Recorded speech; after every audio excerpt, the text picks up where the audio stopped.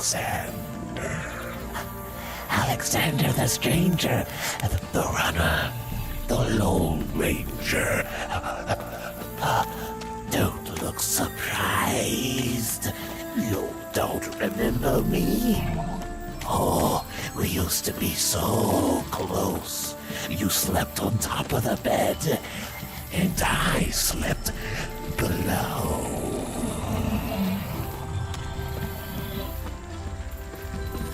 I looked at the arms of the animal, covered in hair, powerful looking. I couldn't bring myself to speak at first. I hesitated. Are you the devil? Oh, Alex. The devil is just a story. I'm very real. I'm you. I'm not you. Willst du I'm einen Blick auf unsere something Waren werfen? different. Something blue. Something better. Zeig mir, was du hast. The animal started to tap the log's bark with all of its fingers.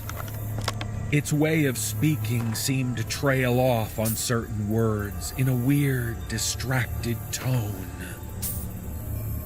I need to go. I want to go home. I was looking at the hands of the animal, at the claws. It was tapping its fingers against the bark. I noticed my breathing wasn't rapid. I wasn't out of breath at all from the run.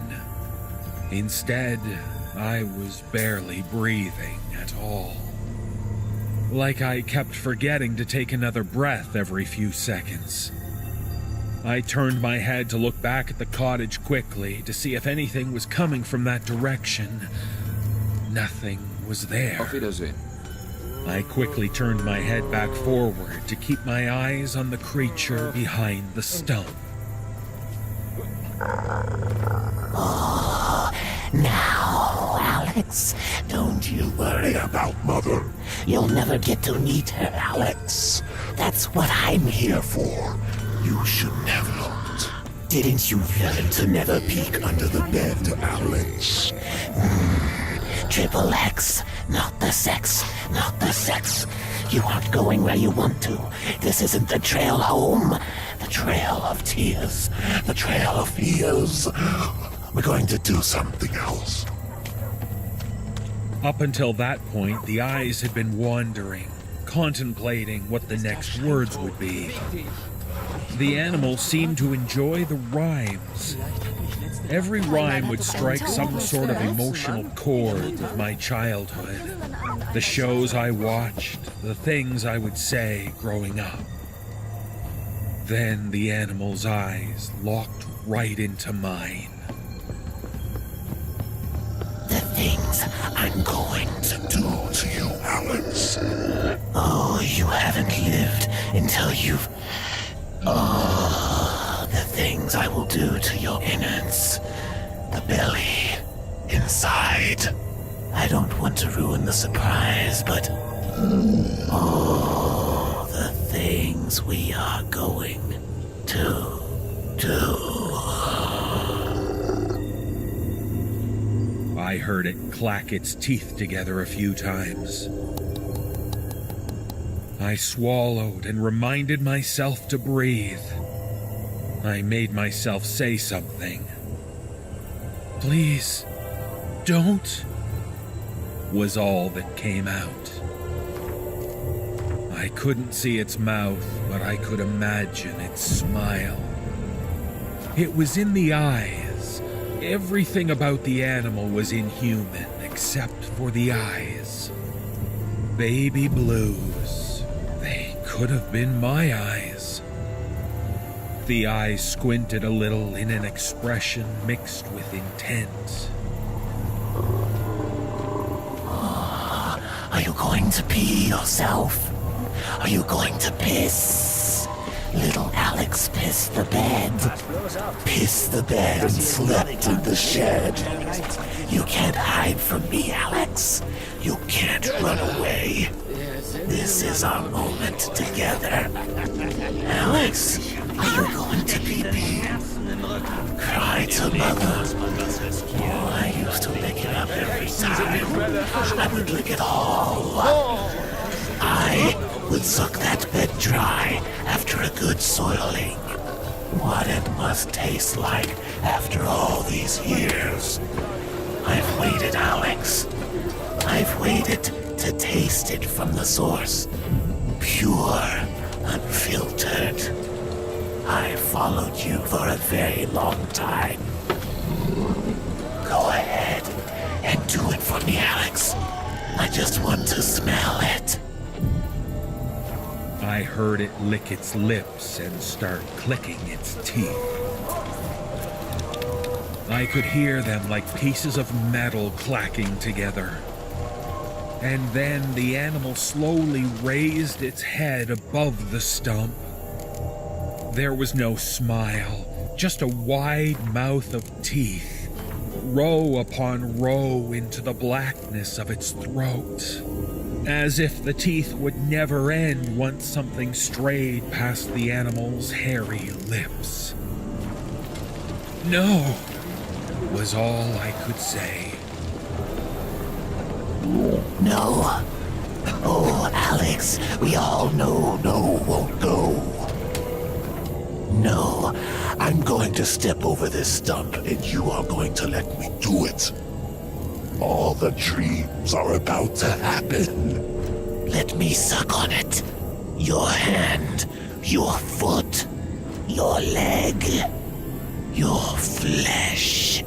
Just a nibble. Just the tips. The animal began to laugh. Seeing the teeth, hearing the laughter, the depth of the animal's almost human voice, scratchy like the voice was being filtered through burning coals on a fire. My bladder let out everything. The moment that happened, the animal stopped laughing and threw its head back in the air to take in the smell. I could see its nostrils expand to an unreasonable size. Maybe it was fear. Maybe that was why. Once I realized it was going to keep its head back a moment, I shot into the edge of the woods to the right. That day was my best run in so long that I had to chance it. I had to try to escape, to run for my life. Miles. I still had miles until I would make it back home. And I wasn't on any trail. I was just running through the middle of the woods, hitting the dead pine needles with my feet. Needles that were never cleared by anyone. You could have buried anything in those woods. If someone disappeared out there, that would have been it. The animal realized a few seconds after I broke the tree line that I wasn't going to wait. I didn't hear it talk, but I did hear it start moving behind me. The movement was what kept me sprinting, kept me pushing myself. I heard the legs. There seemed to be so many of them, and the trees. The animal was so strong that every few breaths I was taking, I would hear a tree get splintered or another tree fall down. And it was gaining on me. Another tree fell. I could hear the animal breathing.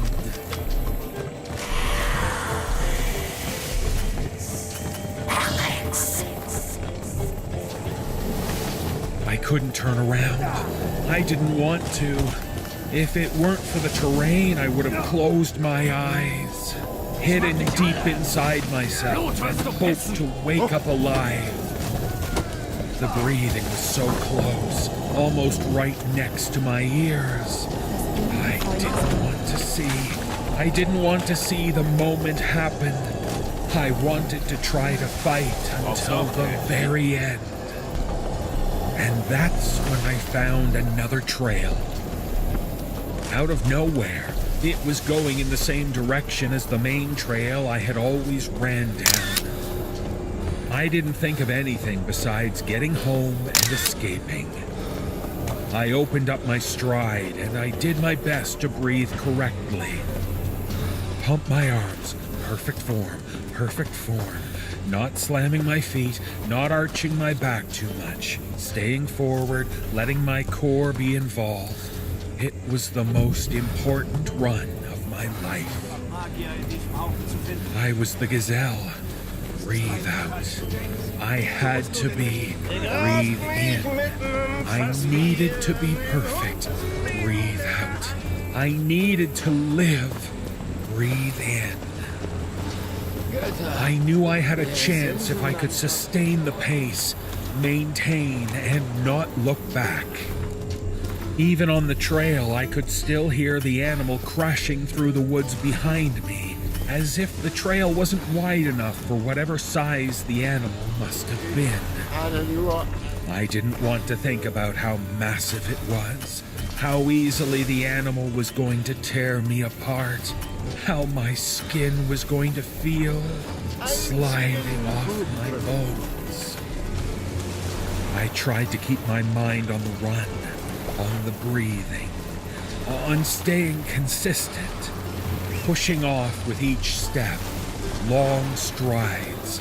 I could make it if I kept the form, kept the breathing, ignored the pain in my shins, in my thighs, how my hamstrings were starting to pull with the strain I was putting myself under, forcing myself to open up my stride.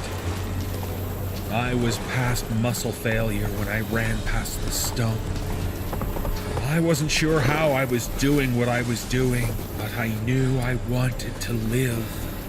Knew that if I kept that in mind, I could do it. I was so close. I saw the edge of the woods, and there was maybe a quarter of a mile before I was out.